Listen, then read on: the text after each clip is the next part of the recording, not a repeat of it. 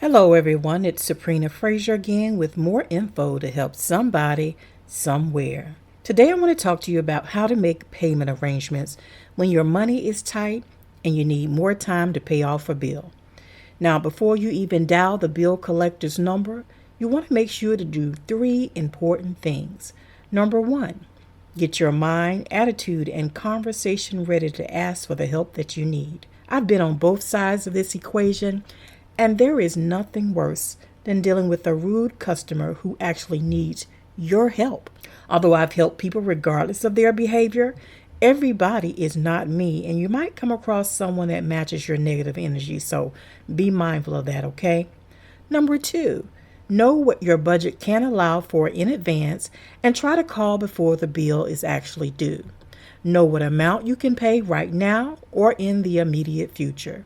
This will help you better negotiate the best arrangements possible for yourself. And number three, have your account number, member number, or any other identifier in hand.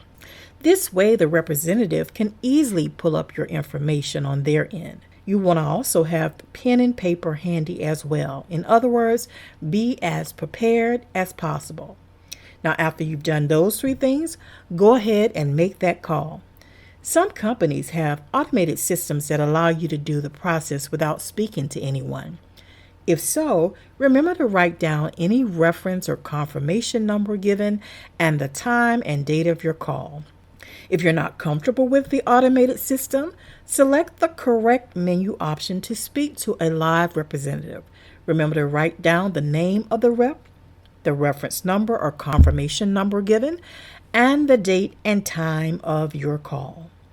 If you pay your bill online, consider using the chat option.